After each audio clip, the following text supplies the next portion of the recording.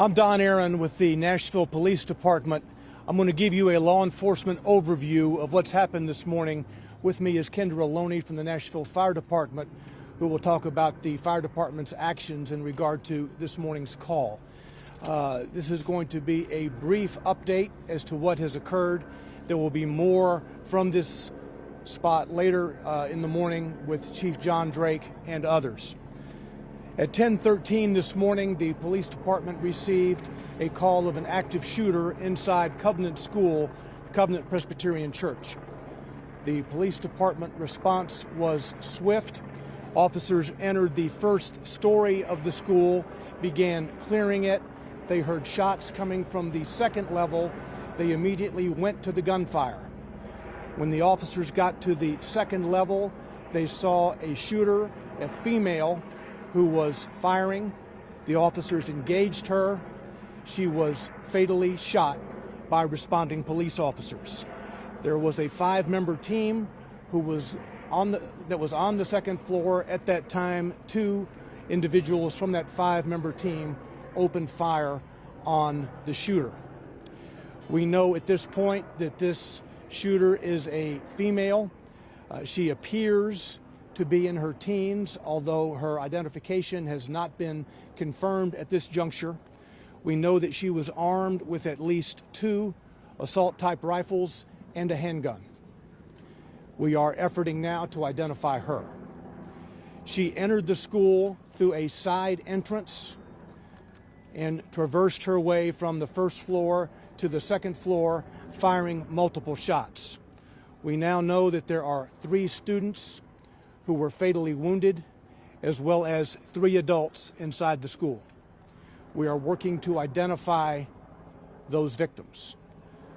Including the shooter, a total of 7 persons were killed as a result of this morning's incident at the school.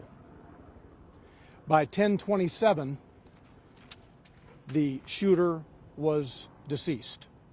The officers had engaged the shooter by 10:27, and she was deceased. Again, I said the first call came in at 10:13 this morning. We'll have more details to give you later in the morning. Chief Drake will be here in a bit. Now, Kendra Loney from Nashville Fire. Fire department crews are dispatched for active shooter incidents as well, for medical support, but also for an RTF response, which is a rescue task force response to go in alongside of MNPD response. Our crews were right there on the scene to provide medical aid to any survivors, but also be there for victims so that we could try life-saving efforts in this case. So we went in as soon as it was safe for our responders to do so, to try to provide life-saving efforts for those that were impacted by this incident and this tragedy. Our crews were able to be on scene to pull out those that had viable signs of life, those that were still showing the option to be saved. And we did make transport of 3 individuals, and 3 children, and then 2 adults that were taken from the scene.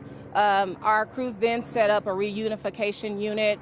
That reunification unit is at 2100 Woodmont Boulevard. That's where parents can go to be reunited with their children. All of the remaining students were able to be escorted out of the building with faculty and staff.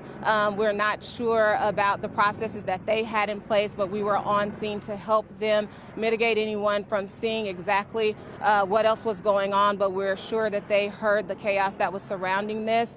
So we do have mental health specialists and professionals that are at that reunification site for both the students and the families that are going to be affected by this today. Our OEM units were able to provide buses to make transport from the Covenant School to the reunification site. We had one bus that carried 74 students and faculty staff members to the unification reunification site and an additional bus that had 34 students on them. So all of those persons were carried. It was difficult for us to kind of identify who was just there as part of staff for the church versus who was there for the school, because it's all housed in one building. But at this time, we were able to get that number of persons transported out of the building and into that reunification site. So that is where parents can go to be reunited with their students. There is a hotline being set up for parents to call, but right now that is where they should go, 2100 Woodmont Boulevard, which is Woodmont Baptist Church.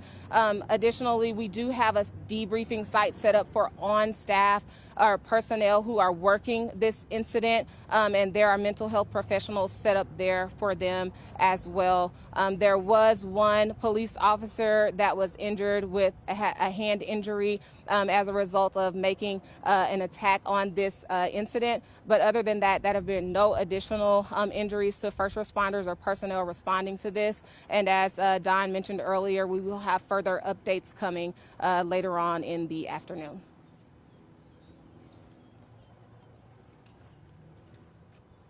So on a typical day, there would be about 209 students inside the school and approximately 40 to 50 staff members, about 42 staff members.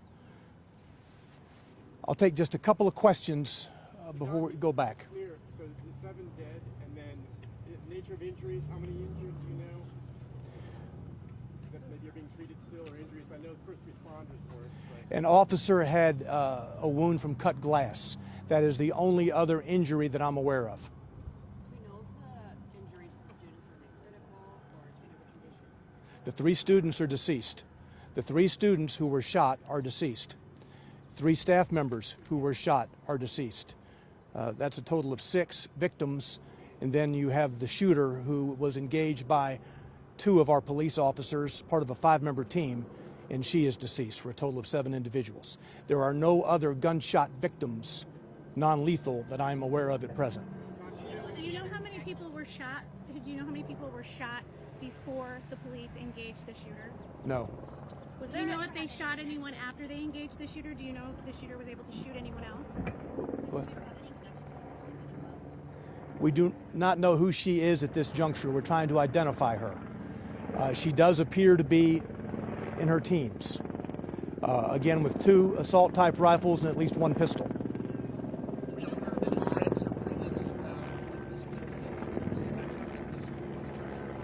No, I'm not. Was there an SRO or an SSO working at the school? No, this is a church that operates a private school. There was no Metro Police personnel assigned to that building at any time. Do you know if either the 2 adults that were shot maybe confronted the gun? You said 2? Yeah, the adults. No, there are a total of 3 adults. 3 adults. 3 adults who have been fatally wounded. Okay, one of them being the shooter? No. No, okay. So let me go over this again. You have a total of 6 victims, 3 students who are deceased, and 3 adult staff members from the school who are deceased.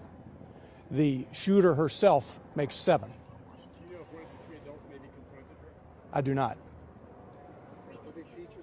There is video from the school that we are viewing now to try to learn exactly how all of this happened.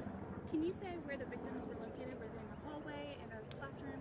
I cannot at this juncture. As you know, 5 of the 6 were transported.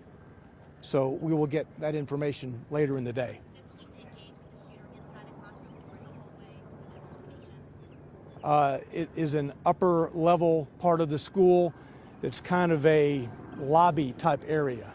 It was not in a classroom per se. All right, we'll be back shortly with more detail. We'll tweet out, give you a 15-minute or so notice before the next one, okay? Thanks.